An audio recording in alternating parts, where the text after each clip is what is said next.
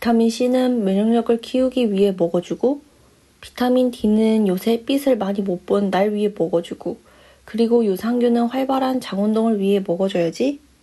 잠깐, 지수는 지금 올바르게 복용하고 있는 걸까요? 지금부터 영양제의 필요성과 효능, 그리고 올바른 복용법까지 정확하게 알아보겠습니다. 영양보충제는 식이보충제 혹은 음식보충제와 같은 의미로 일반적으로 식사를 보충하기 위해 투여하는 지방산, 비타민, 섬유질, 미네랄, 아미노산 등이 있습니다. 일반적으로 가장 많이 섭취하는 영양제는 비타민과 미네랄이 있습니다. 그렇다면 영양제의 섭취는 왜 중요한 걸까요? 체내에서 필요로 하는 영양소의 대부분의 경우 고른 영양 섭취를 통해 충분히 얻을 수 있으므로 모든 사람들이 비타민이나 미네랄을 별도로 복용할 필요는 없습니다.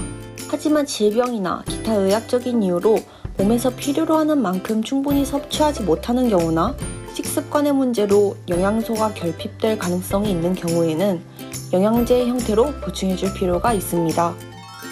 오늘은 비타민과 프로바이오틱스 이 두 가지의 영양제에 대해 다뤄보도록 하겠습니다. 비타민 A는 어두운 곳에서 시각 적응을 위해 필요하며 피부와 점막을 형성하고 기능을 유지하도록 합니다. 결핍 시에는 남행증과 피부 건조를 유발합니다. 비타민 B1 티아민은 주로 우리 몸에서 탄수화물을 이용하는 데 필요한 여러 가지 대사의 조효소로서 작용합니다. 또한 신경계의 신호 전달과 연관되어 있습니다. 결핍 시 식욕 부진, 체중 감소, 위장 질환에 영향을 줄 수 있습니다.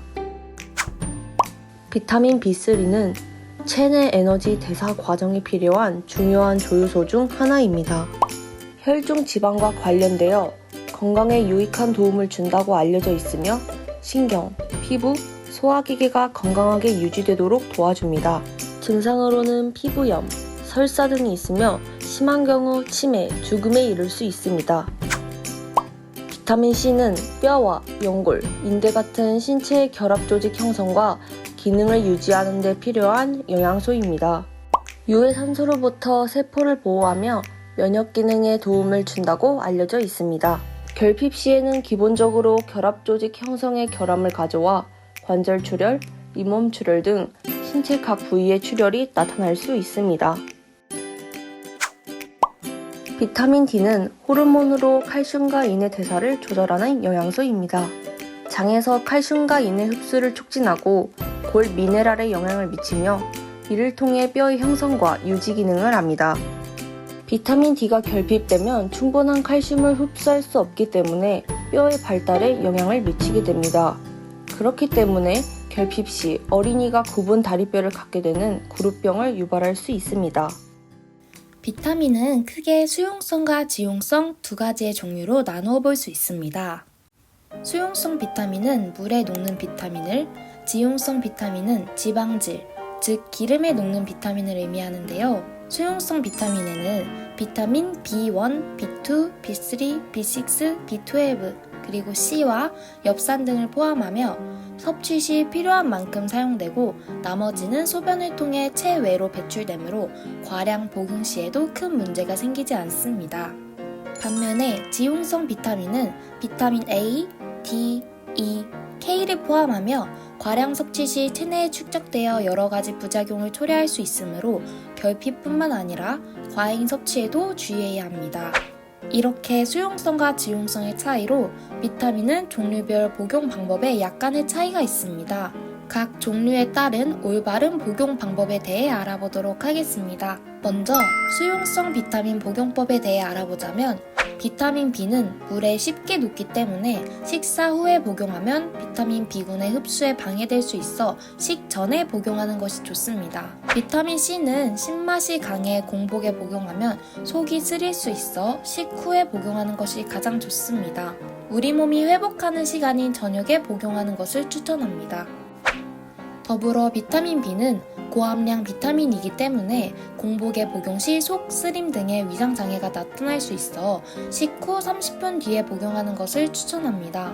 또한 수면 3-4시간 전에 섭취할 경우 신진대사가 증진되어 수면에 방해가 될 수 있습니다. 비타민 B는 이른 시간에 먹는 것을 추천합니다.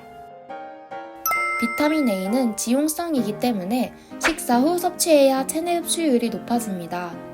또한 한 번에 하루 용량을 먹기보다는 하루 3회 등으로 나눠 먹는 것이 더 좋습니다. 지용성 비타민인 비타민 D는 음식에 있는 지방 성분과 함께 먹어야 체내에 더 잘 흡수가 되는데요. 따라서 식후에 복용하는 것을 추천합니다. 다음으로 프로바이오틱스에 대한 간단한 소개와 올바른 복용 방법에 대해 알아보도록 하겠습니다.